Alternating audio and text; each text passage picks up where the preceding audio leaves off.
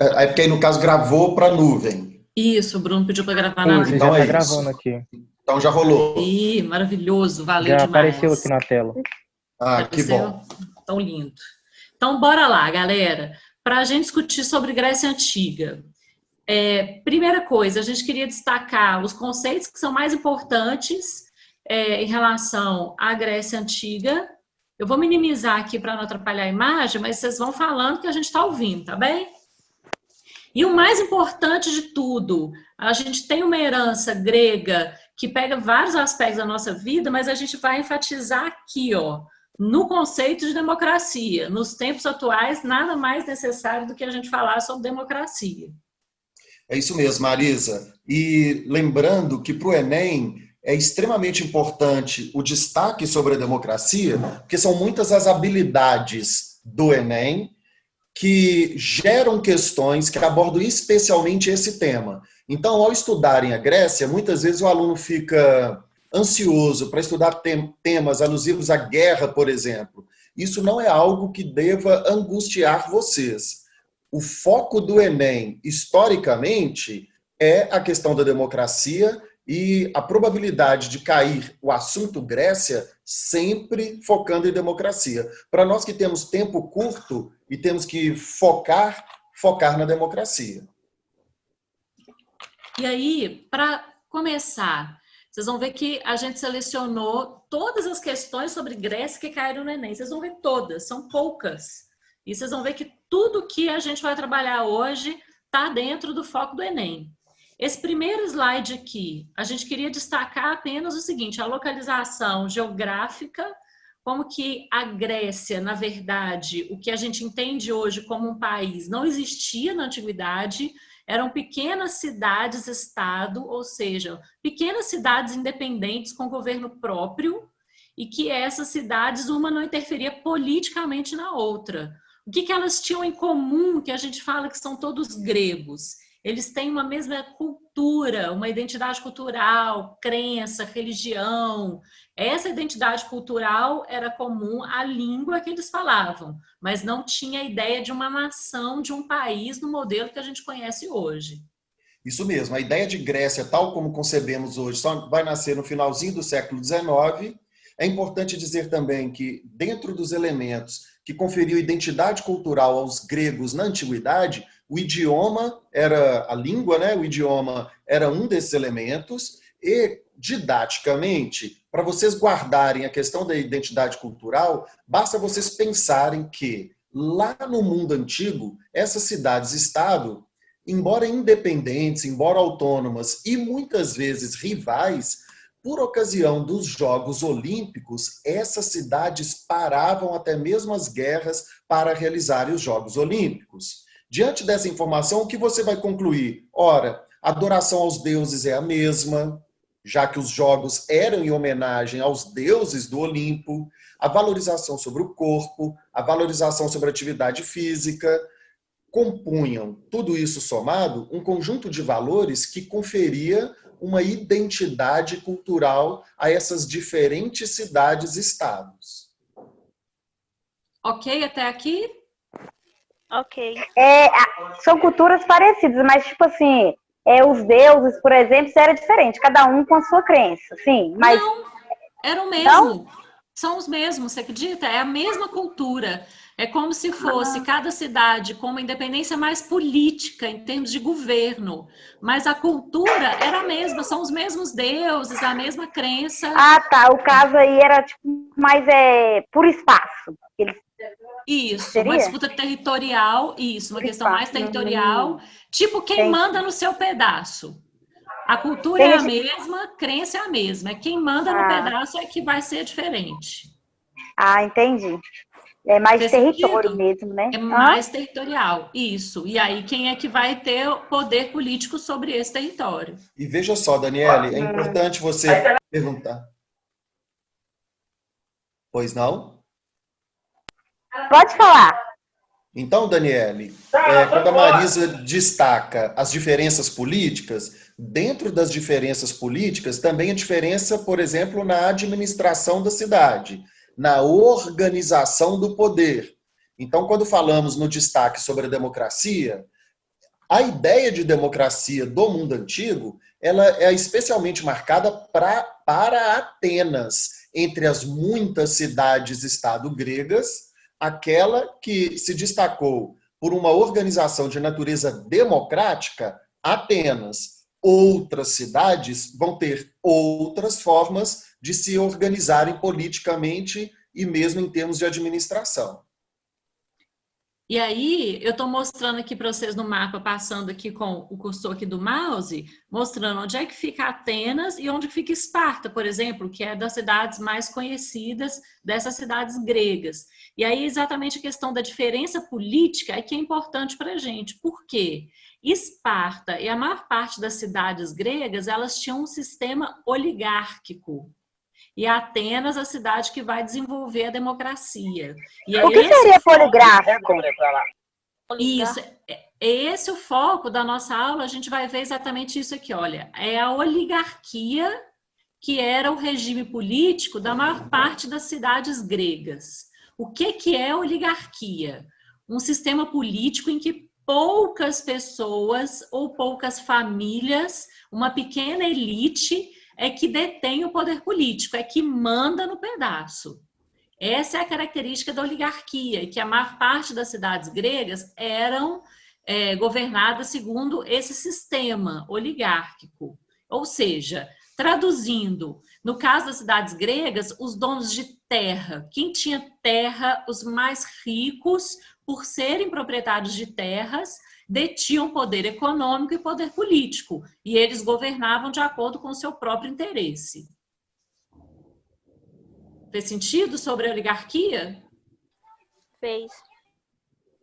E Marisa, é importante dizer ainda que o uso desse termo se mantém entre nós, né? Então, quando falamos numa estrutura de poder oligárquica, isso pensando a nossa realidade, às vezes até a estrutura política brasileira, a ideia que essa palavra expressa nos tempos atuais é ainda muito parecida. Ora, se falamos que a tradição política brasileira tem natureza oligárquica, é porque ao longo da nossa história, infelizmente, né, os mais ricos sempre detiveram o poder e beneficiando a si mesmos, a eles mesmos, ao longo do tempo, de tal modo que se configuraram, inclusive, como um obstáculo para que os mais humildes pudessem ascender ao poder. Então, quando pensamos em a realidade política brasileira atual, em tese ela é democrática, mas na prática ela ainda tem natureza muito oligárquica. Todos conseguiram pegar o áudio? Sim, sim. Faz sentido isso? A nossa política ainda é muito oligárquica, né? Muito concentrada nos mesmos grupos políticos que detêm o poder econômico. Vocês acham que faz muita diferença?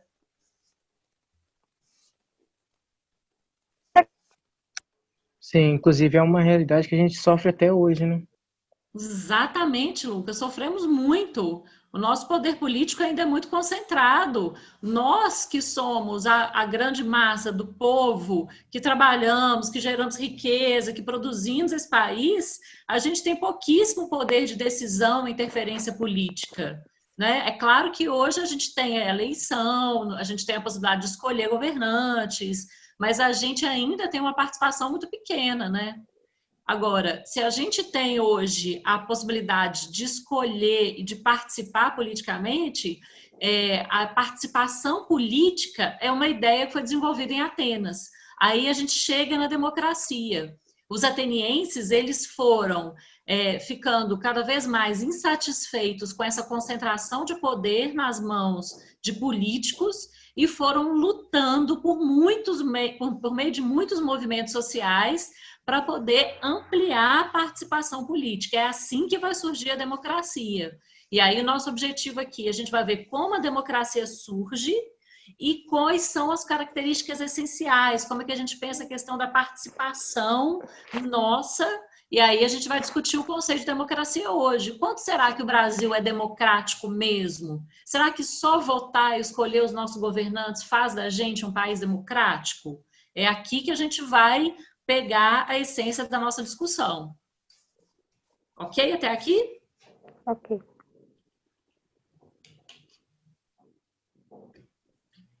Aqui, ó, a gente colocou uma tabela para sistematizar um pouco essa diferença do conceito de oligarquia e o conceito de democracia. Então, na oligarquia, a ideia da cidadania, ou seja, da participação política dos cidadãos, era muito restrita, que ficava na mão do que os gregos lá chamavam de eupátridas. Esse palavrão aqui simplesmente está falando dos muito ricos. Os muito ricos eram os únicos que exerciam poder. Se só eles concentram poder, significa que a cidadania é restrita. Quando a gente vai caminhando para um regime democrático, a gente vai perceber que foi um processo histórico lento, que dura décadas para a construção de um regime mais democrático, porque o que ele vai fazer? Ele vai ampliar a ideia da cidadania e ampliar a participação política. Então, a gente vai tentar entender esse processo e quais são as características essenciais de um regime democrático. Para a oligarquia, não tem separação de poderes, o poder fica concentrado normalmente nas mãos desse pequeno grupo. E quando percebemos o regime democrático, aqui está começando a aparecer uns nomes estranhos, mas foram políticos que agiram na política ateniense e que promoveram reformas e leis para ampliar a participação popular. Então, a gente vai entender melhor sobre a importância desses personagens aqui históricos. E Marisa, além desses pontos que você levantou, é importante destacar aqui, dentro do item oligarquia, o item 2, eu vou ler para depois esclarecer um pouquinho melhor, está escrito que não havia clara separação entre poderosos e órgãos de poder legislativo ou judiciário. Traduzindo, inicialmente, na cultura política ateniense, as decisões elas tinham caráter pessoal. Muitas vezes a decisão política era de determinado grupo e não de um órgão de poder. Qual a diferença disso? Ora, é interessante, é essencial que as decisões de natureza política elas sejam vinculadas a órgãos de poder. Basta que vocês pensem, muitas decisões para a nossa realidade, a gente quando ouve no jornal ouvimos assim, Câmara de Vereadores determinou que, Congresso Nacional determinou que, o Supremo Tribunal Federal decidiu que. Se é a Câmara de Vereadores, o Supremo Tribunal Federal, a Câmara dos Deputados, ora, são os órgãos decidindo. Em tese, se a decisão veio de um órgão de poder, seja ele legislativo, seja ele judiciário, em tese, essa decisão tem natureza mais democrática, mais neutra, mais racional. É muito melhor do que a decisão vir do fulano ou da família do fulano. Quanto mais personalista for determinada decisão, mais autoritária ela será, naturalmente, porque é da natureza humana, uma vez no poder, tender a abusar do poder.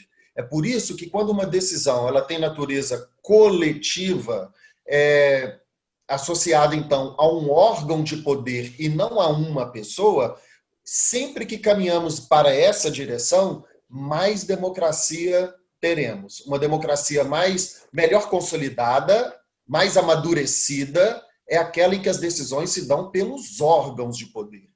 Isso é claro para vocês ou alguém tem dificuldade no entendimento desse argumento? Se tiverem, se manifestem.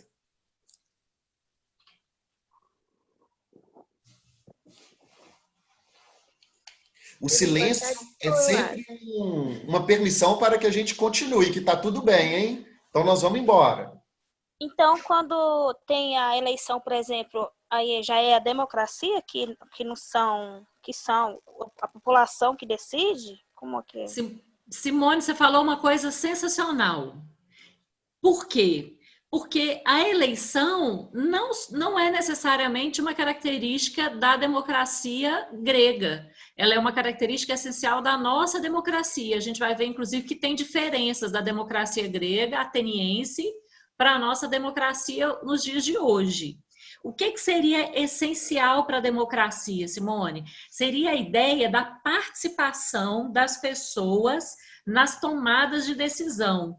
Quando algum órgão político, alguma figura de representação política vai tomar uma decisão, ele tem que fazer isso com a participação e representando a grande maioria da sociedade, a sociedade como um todo. Quando a gente escolhe um governante, a gente vai lá na urna e vota na pessoa, a gente está, de alguma forma, participando e você vai escolher aquelas pessoas que têm ideias que você acha que vão ser interessantes para a coletividade, para todo mundo. Agora, lá na Grécia Antiga, a gente vai ver que não tinha eleição. Como era uma cidade só e uma sociedade menor, os cidadãos, eles votavam diretamente na lei que eles queriam que fosse feita, que fosse aplicada. Então, não tinha eleição. O mais importante era garantir a ideia da participação política. E aí, a eleição é uma forma de participação política, mas tem outras. Fez sentido, Simone? Fez. Fez? Mais alguém?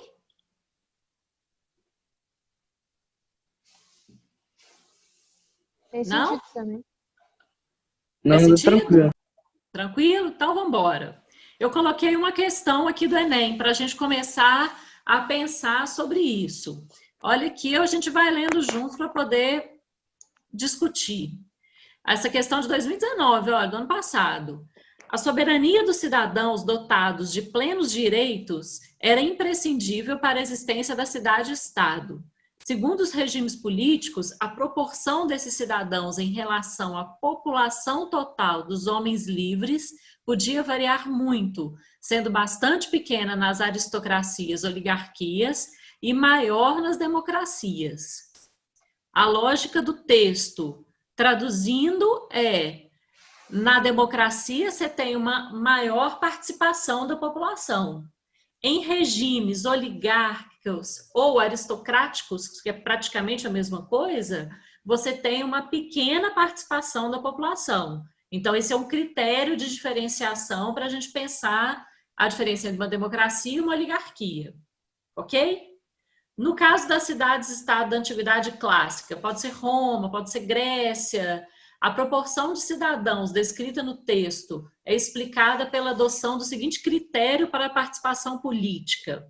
O que era importante lá na antiguidade que servia para reforçar o poder desse pequeno grupo de elite? O controle da terra. Controle da terra, maravilhosas. Duda, Daniel, controle da terra, arrasou. Lembra que a gente está falando de 2.500 anos atrás, em que, obviamente, que a economia era agrícola, baseada na agricultura e no comércio. Isso era dos senhores feudais? Então, isso é antes dos senhores feudais, a Idade Média vem um pouco depois, mas a lógica, em termos econômicos, é parecida, porque também é uma economia rural, baseada na agricultura e no comércio. Então, quem tem o controle da terra, detém o poder econômico. Faz sentido? Tá, sim. Ok, Pedro. Arrasou. O alvo deles, assim, era tomar a maior parte, tipo assim, tá no controle mesmo, tipo, eu que mando aqui, nesse sentido, acho que o que eles mais buscavam eram isso, né? Exatamente. Que olha aqui, se você manda na terra, o que você vai fazer? A maior parte das pessoas que não tem terra, o que elas vão ter que fazer? Trabalhar. Para quem é dono da terra. Mas quanto mais terra eles tinham, mais gastos eles também tinham, né? Então, mas faz sentido. Eles vão ter mais gastos porque eles vão ter que estimular ali a produção. Mas como era uma produção muito braçal, não tinha ainda indústria, nada de tecnologia na época, era basicamente o uso da mão mesmo para a produção. Era barato. Era barato. Então, se você tem a terra, as pessoas vão ser meio que obrigadas a trabalhar para você na sua terra e você é que vai deter o resultado econômico daquilo ali. Faz sentido? Faz sentido. A posse da terra, gente, seja na Grécia Antiga, seja na Idade Média com os senhores feudais, seja no Brasil, a posse da terra ela é um instrumento de poder econômico poderosíssimo. Porque se você não dá para a pessoa a possibilidade de ter a sua própria terra, de trabalhar a sua própria terra, ganhar o seu próprio dinheiro, você submete as pessoas a terem que trabalhar para alguém. E aí elas sempre vão ganhar menos e isso gera concentração de renda. A origem da concentração de renda no Brasil também está no controle da terra. A maior parte das terras no Brasil, mais de 60% da terra do Brasil, está nas mãos de 1% da população brasileira. Isso é fator para gerar a concentração de renda que a gente tem hoje. A gente não está tão diferente deles nesse sentido. Excelente. Fez sentido? Sim. Sim? E aí as pessoas trabalhavam mais ainda sim. para eles, né? As pessoas que tinham menos riqueza, aí Exatamente. trabalhava mais para eles, era mais prejudicado. Eu acho, não sei se eu estou certa, mas eu acho que eles tentavam até, por um lado, manter esse poder, e até mesmo durante um período assim, de geração da própria família deles, para manter aquilo, né? Claro, com certeza. Se você vai passando essa propriedade da terra de geração em geração, você vai gerando ali uma família que vai ter uma concentração de riqueza e que ela vai se perpetuando a cada geração. Entendi. É muito legal. doido, né? Quando a gente olha esses critérios da história e como eles chegam até os dias de hoje. E Eu mais, amo Marisa, história, eu acho fantástico. E quanto mais você vai estudando, mais você vai descobrindo e mais você fala assim, puxa, é isso aí, mais você quer aprender. Ah, Daniela, que maravilhosa você, é isso mesmo. Eu acho que o mais incrível é isso, a gente pensa sobre o mundo que a gente vive hoje, sabe? Quais são as condições que a gente tem na sociedade nossa hoje de exclusão, de exploração, é isso que é legal que a gente tem que pensar, né? Que lindo, Daniela. e acrescentando as observações que a Marisa fez sobre a questão da terra e as questões políticas que se ligam à posse da terra, a gente consegue refletir, inclusive, sobre as relações de gênero, né? Quando a gente pensa a realidade do Brasil hoje, por exemplo, as propriedades agrárias no Brasil, século XXI, cerca de 90% delas, imaginem vocês, cerca de 90% das propriedades agrárias no Brasil 2020 estão sob controles de homens. Portanto, em relação à terra, nós temos relações conflituosas no tocante ao bem, né? No tocante à questão econômica, mas também com relação às questões de gênero, de modo que a terra pode diferenciar as pessoas no campo econômico, financeiro, quem tem dinheiro, quem não tem. E também afeta as pessoas nas relações entre homem e mulher, estabelecendo um poder especialmente sobre os homens, em detrimento, em prejuízo do poder das mulheres. A cor da pele também, né? Aí, Duda, Perfeito, Duda. perfeito. É isso. No Brasil, a gente vive, não só no Brasil, né? A gente está vendo, pegando fogo agora no Brasil, nos Estados Unidos, o que se faz, a segregação, a gente falou da posse da terra, a segregação da mulher, a segregação do negro e do indígena. Essa é a realidade que a gente vive da Grécia Antiga aos dias de hoje. São os grupos que são segregados, excluídos do poder econômico, excluídos do poder político, do poder de decisão. A gente ainda tem a minoria de negros na política, a minoria de mulheres na política, que ainda continuam sendo segregados.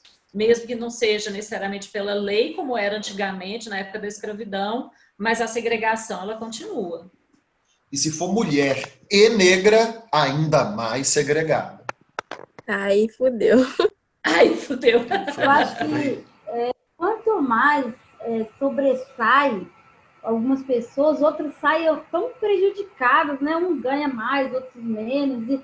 E tipo, não é uma forma que todos podiam ganhar junto, uma coisa assim, não. Sempre quanto um ganha mais, o outro sai mais prejudicado. Tipo, é uma desigualdade muito grande, assim, que vem há anos e anos, isso, e ainda tem muito isso, né? É brutal, Daniele, é isso. E não é um pouco a mais, né? É muito a mais. É muito a mais também, durante assim, no caso, séculos. quanto mais uma pessoa quer, exorbitantes. mais vai ter, né? É isso. Peraí, o Lucas estava ouvindo, eu não consegui te ouvir, Lucas. É tipo assim, quanto uma pessoa que está ganhando, ela vai querer ambição de querer muito mais. Ela vai querer mais, mais e mais, e isso não acaba. Vai continuar aí. A ambição, a ganância e o poder, ele é muito sedutor. E as A pessoas vão inveja, fazer de tudo pelo poder. Fala, Pedro. Não, é isso mesmo. É um dos pecados capitais, inveja, luxúria. É isso. E a gente está vendo esses dias, né, a explosão do movimento negro nos Estados Unidos, no Brasil, a revolta pela violência policial branca dos Estados Unidos, como é que essa violência está marcando a nossa cultura até os dias de hoje e como que é necessário ainda o movimento de luta contra essa desigualdade, contra esse abuso, essa exploração por parte desses mesmos grupos que estão no poder desde sempre. Se você for fazer um negócio que é muito legal, que é o seguinte, pega o sobrenome dos nossos deputados e senadores. A maioria deles é filho, neto, bisneto, É tataraneto. hereditário, né? Eles estão lá no poder há décadas, há séculos. Eu dei aula uma vez para um garoto que já é vereador aqui em Belo Horizonte e o tataravô dele está na política desde 1822, desde a independência, desde Dom Pedro I, que todos os homens da família dele estão na política desde credo. 1822, credo. E ele tem 20 loucura anos. demais. É isso, e ele tem 22 anos. E Eles ele tentam já é manter. vereador. É Não, isso já que nasce- gera essa concentração. Enquanto E o a gente menino continua pensa em sendo nascer, excluído. ele já é vereador antes mesmo de nascer. É. É tipo isso. Tem um negócio O menino falam nasceu que- no beijo de ouro mesmo. Eu não sei É, se chega a ser um ditado, eu não sei o que é, mas tem uma coisa que fala assim, quer conhecer o homem, dá dinheiro e dá poder. Ao ponto, assim, de perder toda a humanidade, assim, perder todo amor ao próximo mesmo, né? É capaz de fazer qualquer coisa, assim, é muito triste e muito é estranho. triste. A ganância é uma coisa horrorosa. Mas, ao mesmo tempo, a história, ela mostra pra gente que a luta por direitos, ela dá resultado. E é isso que é legal a gente ver aqui, que a gente vai ver o movimento de luta pela conquista de direitos e para tirar o poder concentrado desses donos de terra, e que ele vai gerar uma ampliação de direitos na sociedade. Então, a história é legal por isso, porque ela mostra como que é esse surgimento da democracia e a ideia de um regime do povo. Imagina, alguém pensou que a oligarquia era ruim porque ela deixava só esses poderosos no poder e que era necessário que um número maior de pessoas tomassem as decisões para poder pensar no interesse coletivo e para garantir maior representatividade, gente. A ideia da representatividade é um conceito fundamental para a gente pensar a nossa política e que vem dos gregos. Por quê? Como a gente estava analisando aqui, o lugar da mulher, do negro na sociedade, que é sempre um lugar que é de abuso, de exploração, que a gente vê esse processo histórico. Se você tem uma política, por exemplo, um congresso que não tem uma mulher, que não tem o papel do negro para defender os interesses desse grupo, como que você vai garantir que a política seja mudada? É preciso que a política tenha uma representação de todos os grupos sociais, que a mulher esteja lá, que o negro esteja lá, que o indígena esteja lá. Essa é a essência para a gente pensar a democracia: participação e representatividade. Ok? Vamos ver como é que isso começou, então? Simbora. Vamos. Bora. Então, o que aconteceu?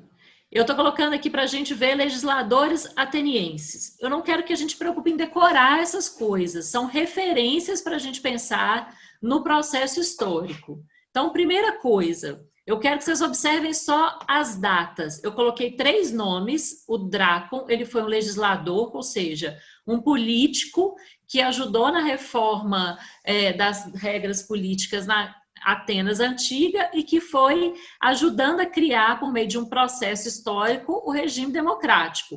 Os 3 contribuíram para isso, o Drácon, o Solon e o Clístenes. E esse processo demorou mais de um século. Olha, começa em 621 a.C., e o Clístenes, que é considerado o pai da democracia, que é onde a democracia chega, de fato, em 507, ou seja, são mais de 100 anos de um processo de ampliação de direitos. Décio, fala para a gente sobre eles. Beleza. Quando a gente considera o Drácon, por exemplo, Drácon foi o autor das primeiras leis escritas. Agora, vejam só, a lei estar escrita é para nós algo óbvio e evidente. Talvez vocês reagissem assim, toda lei é escrita. É verdade, toda lei é escrita. Para nós, não é? Alguém, no entanto, teve que fazer isso primeiro. E qual que é a relevância da lei estar escrita? Ora, é a partir da escrita da lei que você luta por seus direitos. Porque imaginem vocês que determinados direitos permanecessem no campo da oralidade, das ideias. Oi, Duda, você quer perguntar? Acho que era local. Ok. Então, se a lei ficar no campo da oralidade, das ideias, como é que você vai lutar por seu direito? Muito mais interessante, quando a lei está escrita, ela consegue dar segurança jurídica às relações entre as pessoas. Um exemplo próximo de nós.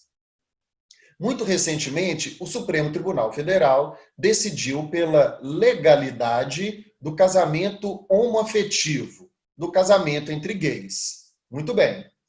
Antes dessa decisão do Supremo Tribunal Federal, as relações de casamento entre gays não se encontravam protegidas. Então, como é que ficavam, por exemplo, as questões sobre herança?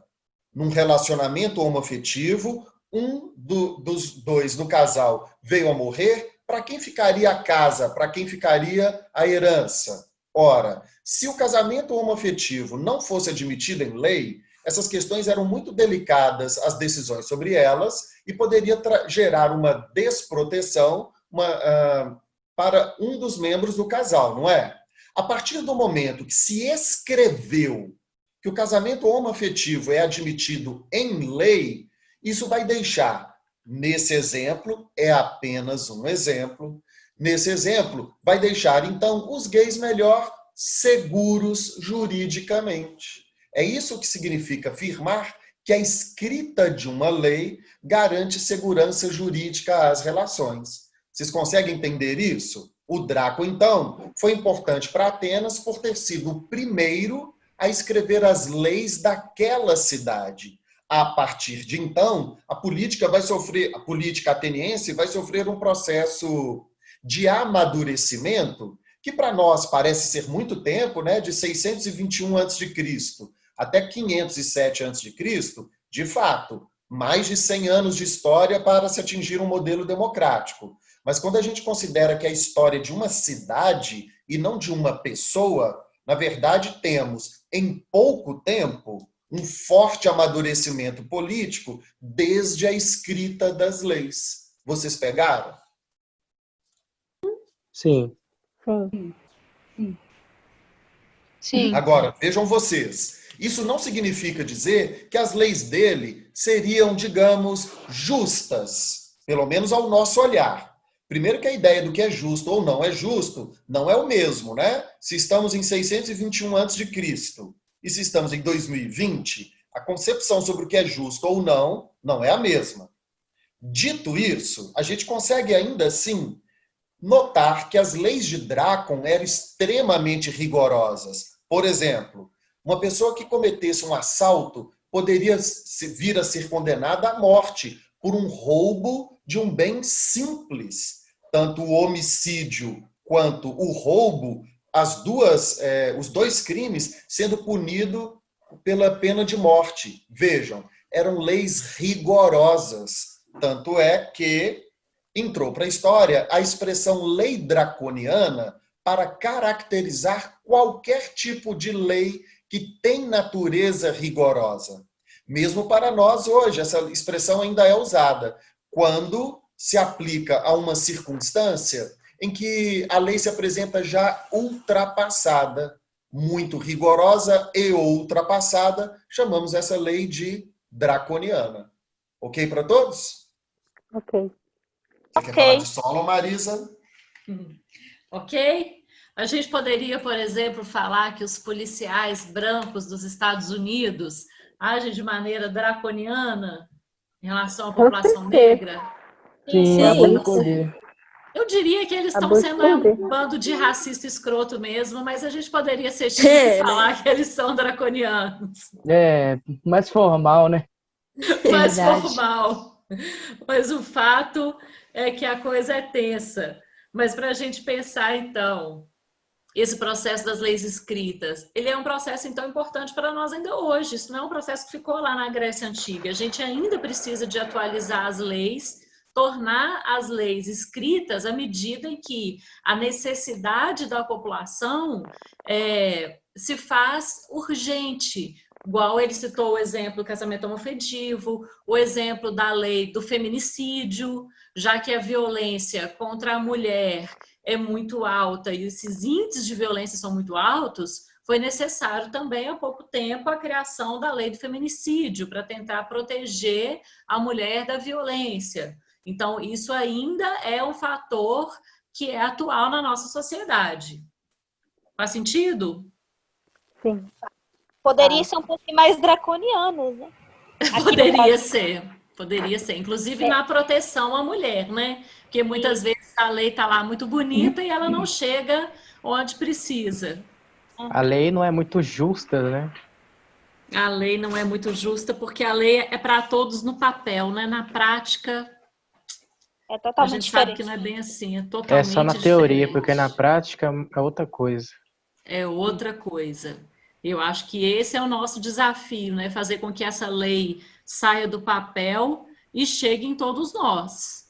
Essa é uma luta que a gente ainda tem que fazer para, como os gregos fizeram lá, a luta deles de ampliar os direitos, a gente precisa de fazer essa luta ainda.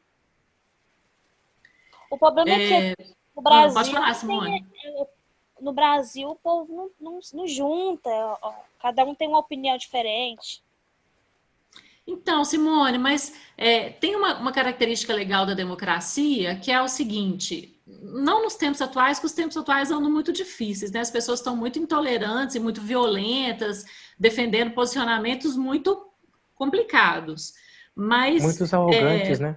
arrogantes. Mas eu acho que esse é um esforço que a gente tem que fazer, sim. A democracia ela é feita de divergência. É interessante que as pessoas tenham pensamentos diferentes. Isso é bom, isso é rico, isso traz riqueza para o pensamento.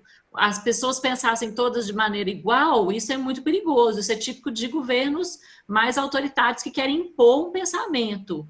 Agora, a gente vê, por exemplo, grupos no poder que querem impor um jeito de pensar. Isso é muito autoritário e muito perigoso, porque isso mata a democracia. Agora, a história nossa, a história do Brasil, ela mostra, assim, que a luta pelos direitos, ela é árdua, ela é difícil, mas ela traz frutos, ela traz resultado. A gente não tem nada que não foi feito por meio dessa conquista. E aí tem algumas injustiças que a história tem que corrigir. Por exemplo, vocês vão estudar lá ainda com o Rafael maravilhoso sobre o processo de abolição da escravidão no Brasil.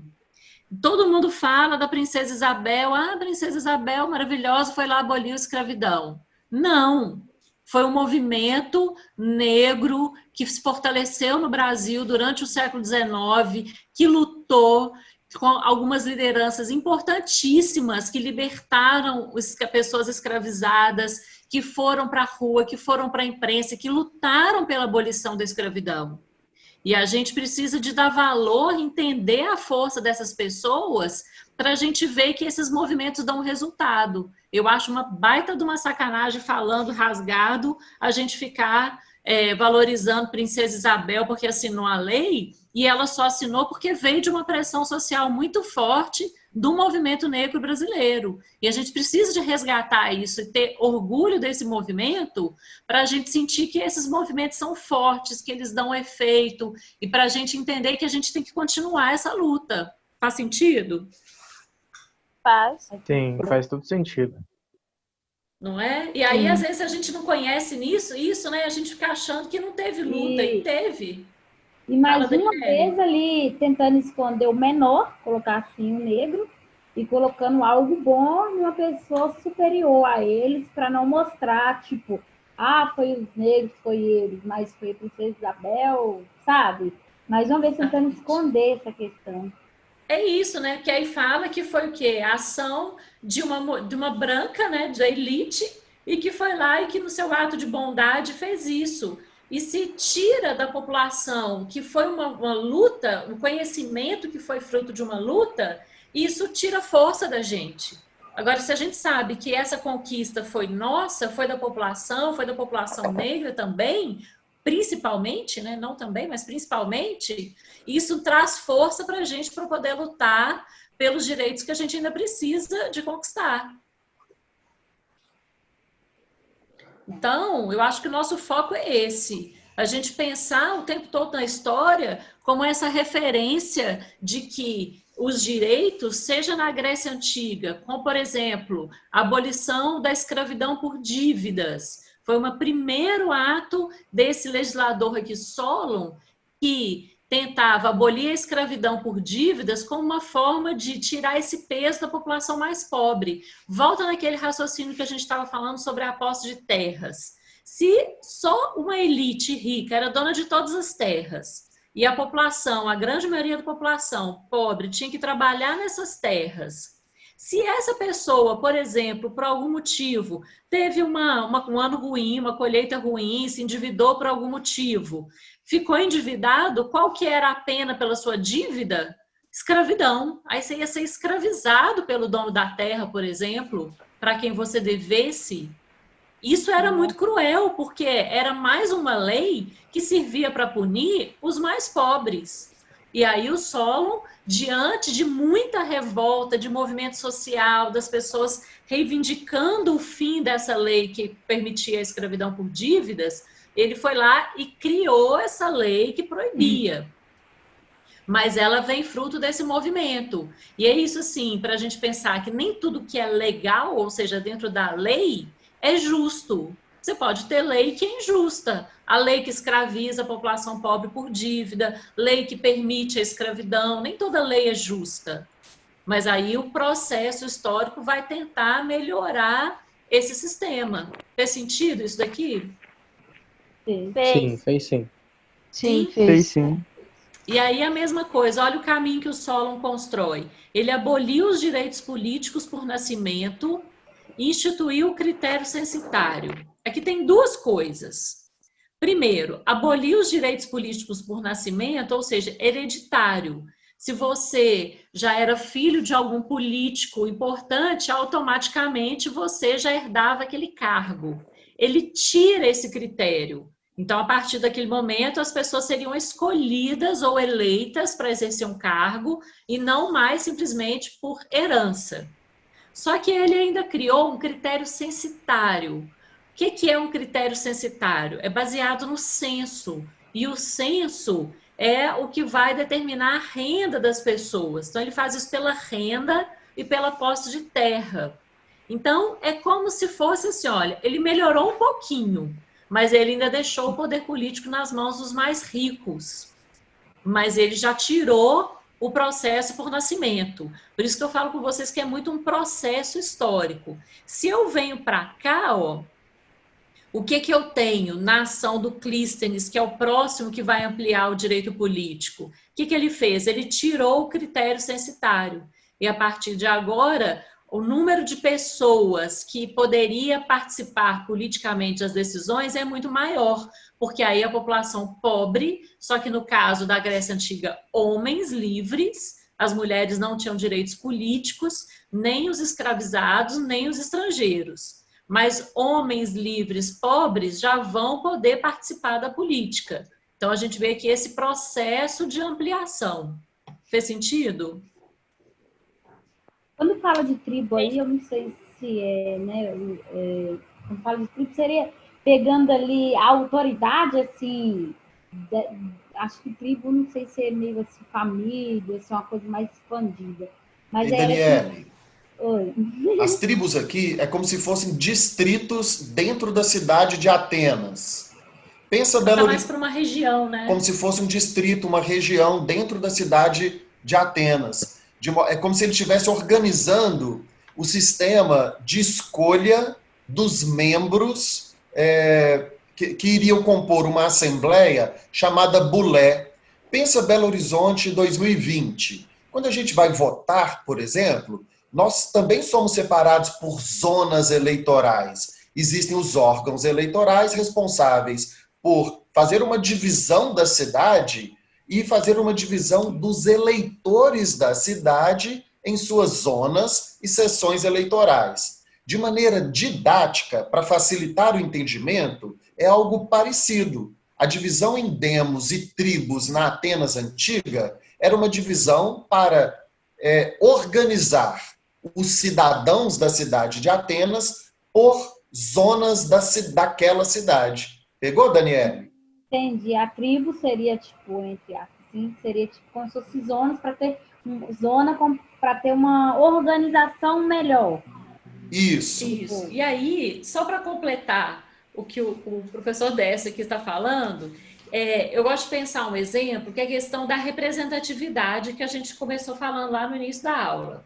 Pensa comigo uma coisa. A gente tem essa divisão por zona. Então, por exemplo, a gente mora aqui no Santo Antônio, a gente mora aqui tudo pertinho. A gente vai votar na mesma zona eleitoral, na mesma sessão lá para poder ir votar. Beleza? Agora, imagina o seguinte, as zonas em Belo Horizonte, elas são muito amplas. Então, você tem, vai lá, pessoas de vários classes, grupos sociais diferenciados, às vezes, na mesma zona. Mas lá na Grécia Antiga, teve uma característica interessante, que era o seguinte: a população que vivia no campo, que era a grande maioria da população da cidade de Atenas, que tinha o centro urbano e o redor, que era a área rural. E essa galera da área rural, para eles era difícil ir para a cidade, por exemplo, participar politicamente. Era distante, às vezes o cara tinha que ficar lá andando o dia inteiro para chegar lá na praça principal, que eles chamavam de ágora, para poder dar a sua opinião política, por exemplo, para poder fazer alguma votação. Não tinha acessibilidade. Acessibilidade, é isso aí, Pedro falou tudo.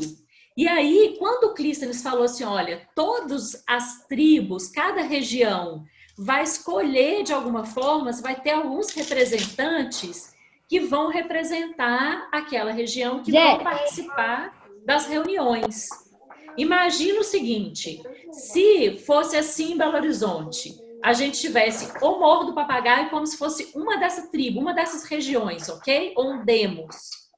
Aí o Morro do Papagaio vai escolher ali 2 representantes e esses 2 representantes vão participar de uma reunião com o prefeito para poder decidir como aplicar a verba da prefeitura. E que cada região da cidade fizesse isso. Vocês acham que a representatividade das necessidades de quem vive no morro seria maior, seria melhor representada?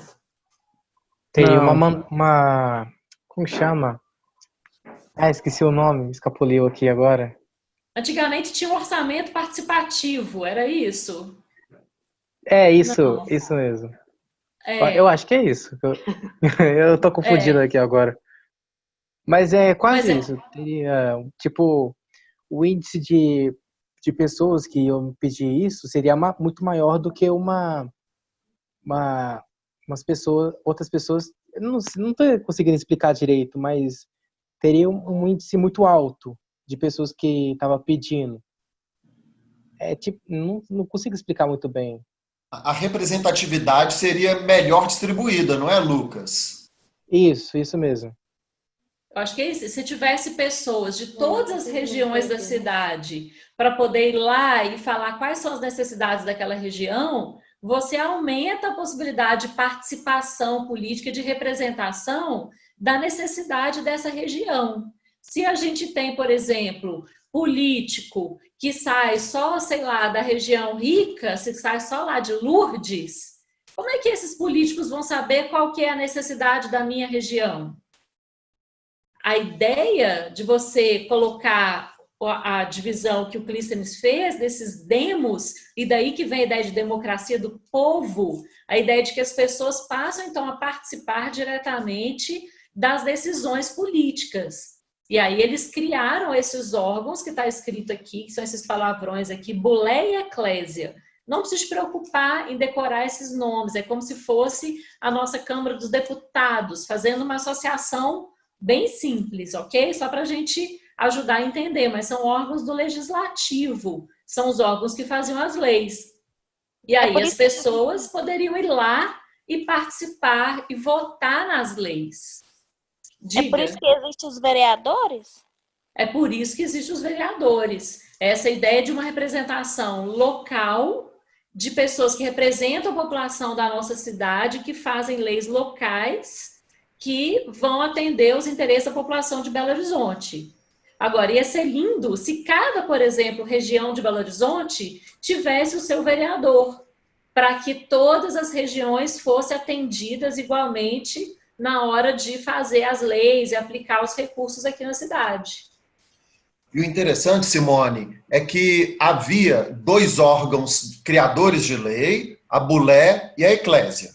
A Bulé, ela concentrava 500 membros, 500 cidadãos da cidade de Atenas.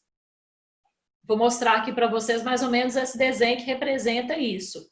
Essa Bulé, que está escrito de uma forma diferente, mas é a mesma coisa, esses 500 cidadãos. Isto. Quando foi criado a Bulé, era com 400 membros, mas depois, a partir de Clístenes, 500 membros. No entanto, todos os cidadãos, eles tinham o direito de comparecer à assembleia, chamada eclésia, assembleia de todos os cidadãos, de modo que, sendo cidadão, o ateniense poderia se posicionar e votar nesta assembleia chamada eclésia.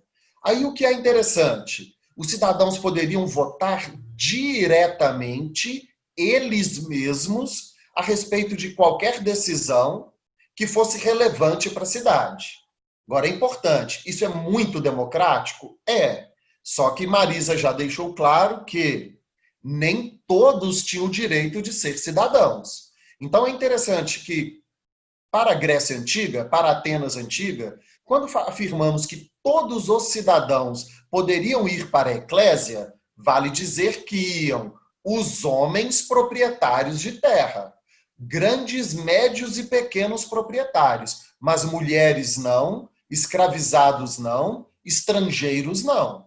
Então, a ideia da cidadania ateniense era muito restrita. O conceito de povo dos antigos atenienses não é o mesmo conceito que temos para nós hoje. Hoje, quando falamos em povo e cidadania, essas 2 palavrinhas, povo e cidadania, em tese, pelo menos, essas 2 palavras abraçam a todos nós, sejamos homens, mulheres, pobres ou ricos. Bom, eu sei que na prática as mulheres estão muito excluídas, os negros estão especialmente excluídos, os gays, ok, mas pelo menos já são admitidos em tese. A princípio são admitidos. Aí vejam, quando a gente pensa a realidade ateniense, sequer se imaginava a possibilidade da mulher ser cidadã. Sequer se imaginava a possibilidade da cidade existir sem escravizados e escravizadas. Então, sabemos que a nossa realidade, Brasil 2020, é muito desigual e injusta. Mas, na circunstância política ateniense, o modelo de democracia deles era ainda mais excludente. Tudo bem? Tudo. Queridos e queridos, vou deixar vocês descansarem, que já são 9 horas, a gente já passou bastante do horário, a aula tá boa, a gente empolga, se deixar, a gente vai virar madrugada aqui falando. Nem fala. Os 2 professores empolgam, a gente não para de falar. Mas a gente vai deixar vocês descansarem. O que eu vou fazer? Amanhã eu vou colocar para vocês, na nossa pasta, umas 5 questões sobre isso que a gente discutiu hoje, para vocês fazerem daqui até a próxima terça. E eu vou deixar esse PowerPoint, esse material lá para vocês também. E aí vou deixar para vocês fazerem as questões Não vai ser nada pesado, vocês fazem até a próxima terça. Na próxima terça a gente retoma, a gente corrige as questões juntos, vai discutindo e passa para frente para poder passar. Aí, Voltei agora aqui. a gente se viu isso. Pra gente ver vocês. Pode ser assim? Pode, professor. Uma questão, quando a gente compartilha a nossa tela, vocês nos veem? Sim. Tá vendo? Sim. Ótimo, ótimo. Entendi. A gente aqui fica vendo só a tela do Que a gente do fica vendo PowerPoint, só a né? tela. Marisa, vamos mostrar para eles nossa filhota? A gente tem um ser peludo aqui que tá arranhando a nossa perna, que tá querendo participar. Ela quer aparecer no vídeo de qualquer jeito. Tá querendo colo. Tá querendo colo, isso mesmo. Olha aqui. Esse ser peludo aqui. Ela quer atenção só para ela. E a gente fica dando aula, ela fica arranhando a perna da gente. Não é uma fofura? Essa fofura. Ela chama Lilo. Que É fofo. uma vovozinha. Essa raça é muito legal. É Little que chama? Lilo. Já assistiu Lilo e Stitch, o Lilo desenho? Stitch. Ah, Isso, veio isso aí na minha sim. cabeça aqui agora. Little A Stitch. própria. Isso mesmo. Ô, gente, a aula foi incrível, a participação de vocês foi, assim, muito legal, muito maravilhoso. Venham sempre. Opa, tem outra uma fofura gatinha aparecendo aqui. ali, Marisa. Essa aí é Essa a daqui é. professora. Gabriele. Fala aí, Ei, Gabriele, tudo bem, amore? Fala aí. Ei, Fala Gabriele. aí. Ah, que gatíssima. Tá aprendendo tudo de história. Tchau. Tchau, lindeza. Beijo. Agora chegando todo gente aqui pra ver as aulas, mas acabou. Ah, que aí sim. lindo. Pareceu outro gatão. Aí, gente, vamos chegar todo mundo junto. Se cuidem, Se protejam. se protejam, que não tá fácil, não é? Para a gente poder sair dessa brilhando mais ainda. Tchau, Obrigada, tchau. professora. Valeu, gente. Um Obrigada, beijo no viu, coração de foi? vocês. Professores, beijo, boa noite. Tchau, Obrigada professor. pela Boa noite presença. a todos. Volta a se falar e a se ver na próxima noite. terça. Semana que vem a gente Tchauzinho, um beijo. Tchau, Gabriele. Beijo, Tchau, Gabriele. lindeza. Tchau, beijo. Boa noite a todos.